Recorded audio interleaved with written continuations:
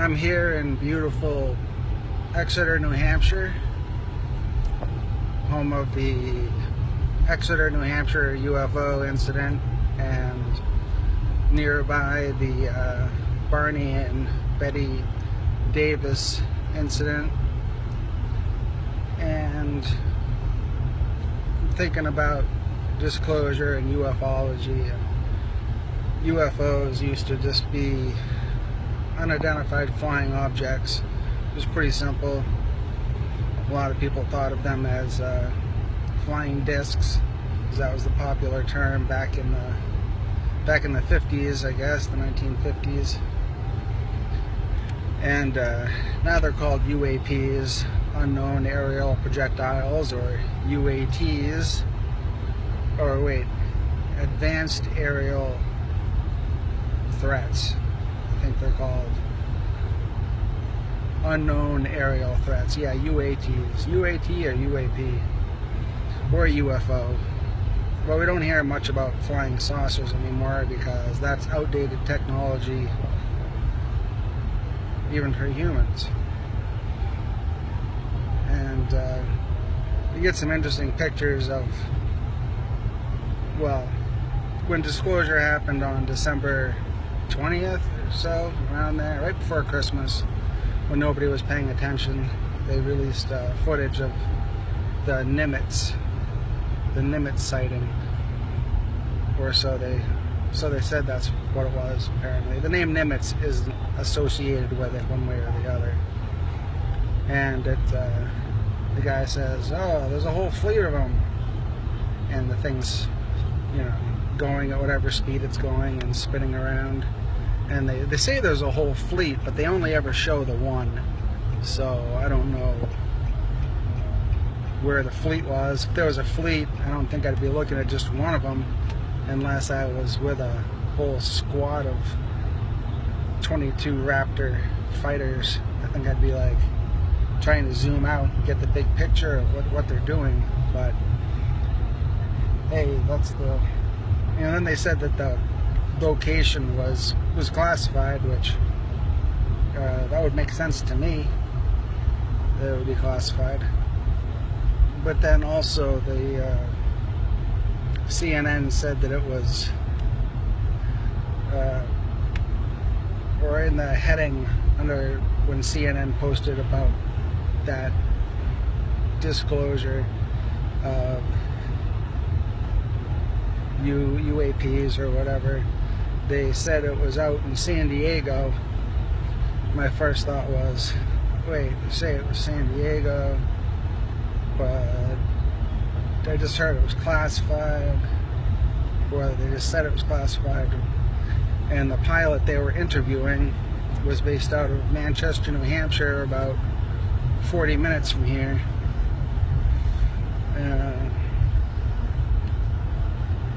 And I can say with absolutely no certainty that San Diego was not the location. That the location may be classified, and where I am right now might be far closer to the actual sighting, which was in that video, than San Diego is, by a long shot. Like, 800,000% closer. So, but so you got your abductions, and you got your communication between humans and extraterrestrials, and then you got the word extraterrestrial or alien. Kind of interesting. Extra, like extracurricular, means in addition to curricular. In addition to, what are you doing in addition to your schoolwork? Everyone who's smart and wonderful and applying to Harvard has straight A's, but do you walk dogs? What are your extracurricular activities? What are your other qualifications besides being an excellent student, which is a dime a dozen? So extra means also. So extraterrestrial kind of means also terrestrial. But if they also live here, then aren't we entering the realm of cryptozoology? You know, unknown animals, unexplainable animals and their interactions with Earth, as we call it. Or as Tesla called it, he called it a realm, not a planet. He didn't say it was flat either, as far as I know. He just said it was a realm. That we live in a realm, and he communicated with things and beings outside of our realm. And he was quite good at it, apparently. And he was a complete, total, ridiculously awesome genius who outshines everyone else I've ever heard of by far. So to then call him a mad scientist, because, well, which he was definitely a mad scientist.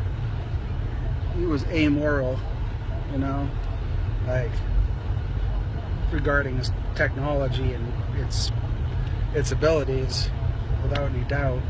Can be used for good or evil, probably is. But if he says he was talking to extraterrestrials and we just had disclosure 70 years later, you'd have to be I don't know, you'd have to be somebody I don't understand. Well, I understand why you wouldn't want to believe it. You know, your religious dogma, your entire frame of reference for reality. But on the other hand, if you're all excited about it, oh, disclosure, this is great, but like it was on the news and nobody cared. So it's a really weird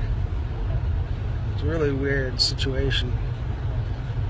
I've got some pictures of an extraterrestrial friend of mine who was over my house on September 27th, 5:41 p.m.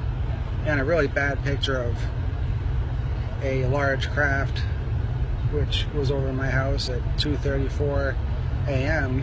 on the 27th, also September 2017.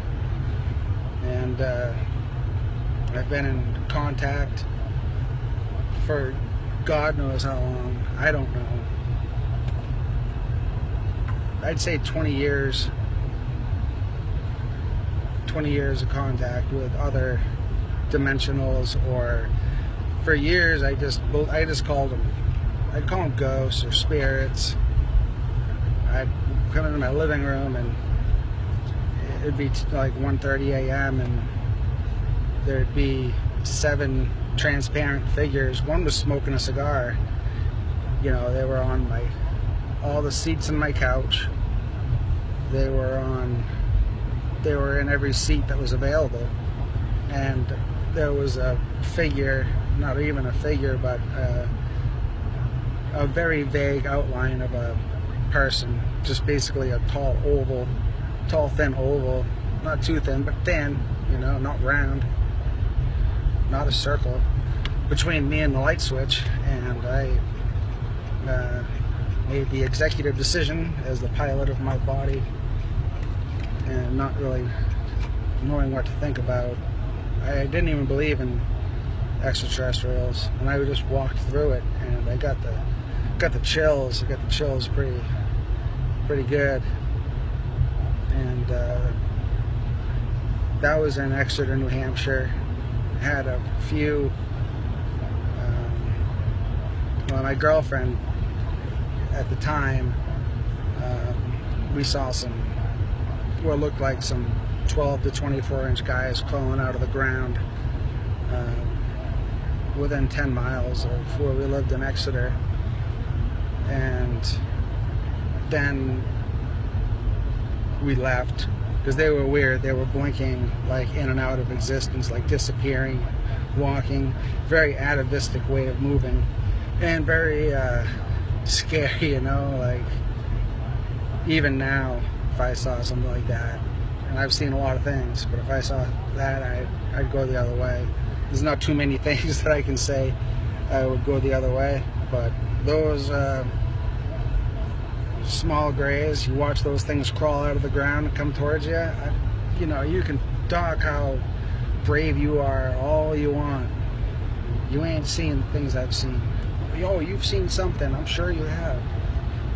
I'm sure you have.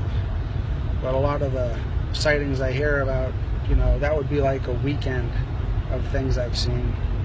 So anyway, like an hour or two later, we went for a long walk when we got home after that, and I was like, oh, ugh, I feel terrible, awful.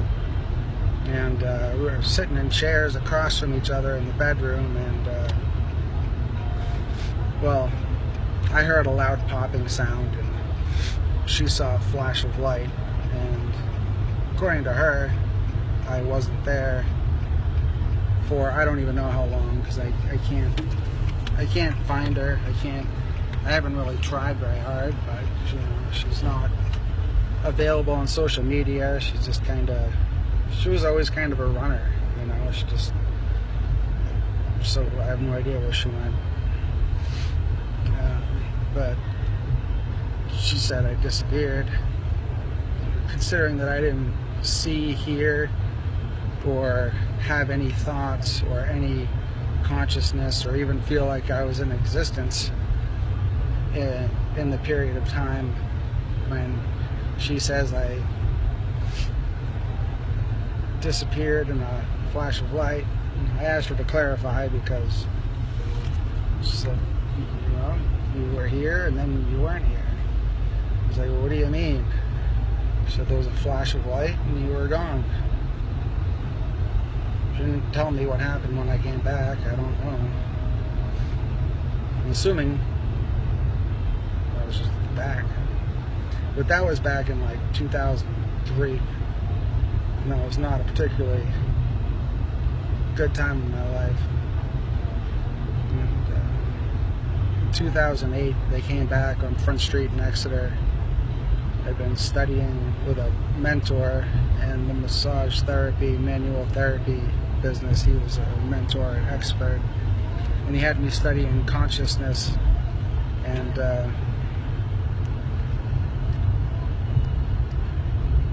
I mean, people say that they want truth, you know. They say, well, they're truthers, or, you know, just seekers, or, you know, experiencers, or whatever people say. I mean, they're talking to a guy who, in addition to while I was going to school, I met with a mentor every week for 3 hours, and in addition to my schoolwork, I did all of the homework that he asked me to do, and that was manual therapy and anatomy and physiology. And then in the last few months, it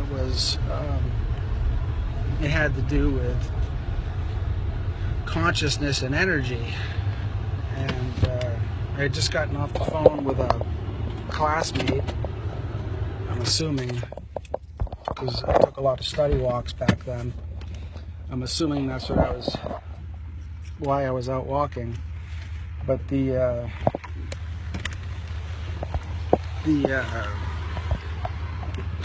I got off the phone and was walking towards my house, and there was it looked like a craft in the sky. It was just a light, you know. So I looked at that for a minute, and I was like, oh, that could be a UFO. And I looked at it, and then I just forgot about it. And, I kept walking, just normal, walking home. And and I crossed the road a little bit earlier than I normally would have, right after West Side Drive, going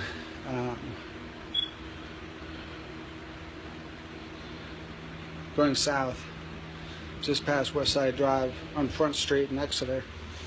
And there was a craft over my head, and I just stared at it, and it was as 3D as you or me. Well, as you anyway. I'm not feeling all that 3D these days. But yeah, I mean,